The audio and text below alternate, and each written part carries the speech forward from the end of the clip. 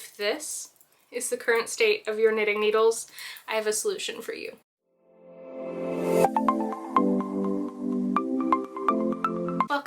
Welcome back to my channel. My name is Amanda and this is Birch and Lily, where I talk all about all sorts of fun knitting content. Today's video is going to be all about how I sort and organize my fixed circular knitting needles. Hopefully it will be an informative video for you and give you a new way to keep your knitting tools organized. Before we jump in, real quick, there are a few places you can find me on the internet. birchandlilyfiber.com is my website. You can also find me on Instagram at birch.and.lily. And everything I talk about today and all of those places you can find me will be linked down below in the description. So with that aside, let's jump on into how I sort my circular knitting needles. So here we have it. This is my knitting needle storage. Now pay no mind to the disaster over there. I am currently working on redoing my craft room. I've bought a whole bunch of new furniture, and so that pile, we're just going to ignore that pile over there for now.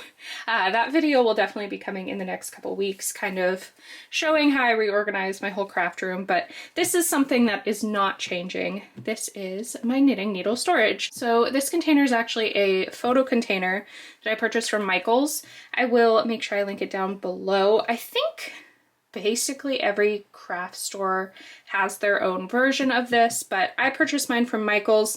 It goes on sale pretty often, so definitely don't purchase it full price. I would wait until it goes on sale. They go on sale for honestly like $15, so not worth paying the, I think, $40 that it is usually priced at. But like I said, photo storage. So if you open this up, move those out of the way for now. If you open this up, you can see that I have everything labeled with a label maker with the US size and the millimeter size. I mostly label it with both because I tend to search for my needles in the millimeter size, but having both on here makes me think in both terms. So when I'm talking about them on my channel and things like that, I have both terms in my head. If you pull each needle case out, I just have all of my needles inside of here. So you can see here that they're all in these loops like this. And I do that so that they don't flop all over the needle case. I will show you how I do that in a moment. And then I do have a couple down the side here because when I created this container, I didn't realize that I would end up needing to use, these are US 000 needles. So I knit exceptionally loosely, as you can tell, because a lot of these larger needle size containers don't have a lot of things in them. So I have a lot of needles in these smaller sizes, and yeah, the 000s don't have a container. I might need to either get a second one of these or just get rid of one of these larger sizes here. Like for example, I don't have anything in the US 9 5.5 millimeter container.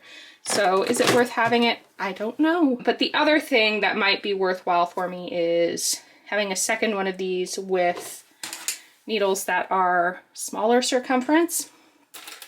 So that's something to think about. But yeah, they're all sorted by size in here. And let me show you my trick now of how I wind them up and keep them in these circles like this. So all you're going to do is take your needle and start wrapping it like this. Show you that one more time, maybe a little bit slower. Let me actually tuck this needle into something so it doesn't smack everywhere as well.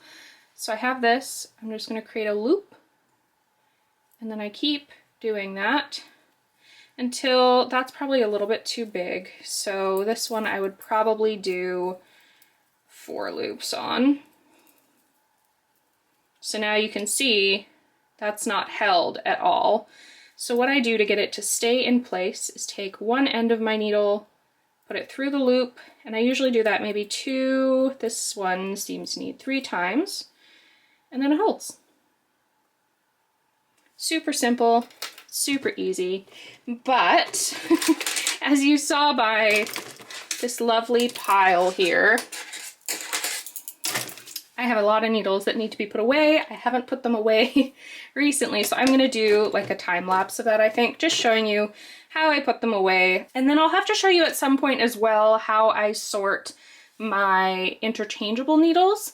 I'm waiting on one last piece of storage to get those stored nicely, and maybe I'll have to make a video of that or a short at some point, but I really did want to show this because it's really changed the game for me for needle storage. I don't lose my needles as often. I know exactly what I have because I try to every week or two put everything back that I'm not using into this container, and then I can decide if I need to purchase any more of a needle if I use it a lot. For example, 3mm needles are something that I use constantly, and so I have a lot of those in my stash, where maybe, like I said, I don't have a ton of US 15s and I don't need to purchase them because I never use them. So I probably should also mention the needles that I use. These are my absolute favorite. They're relatively affordable.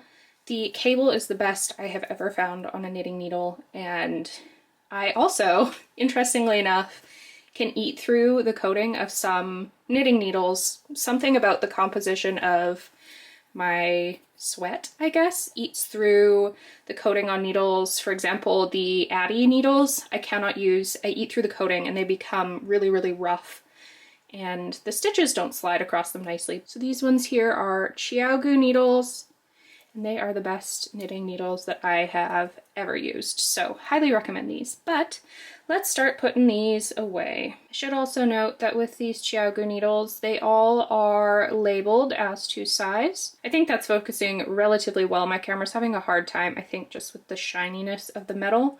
But you can see there that they are all labeled with both US and millimeter sizes, which is super helpful.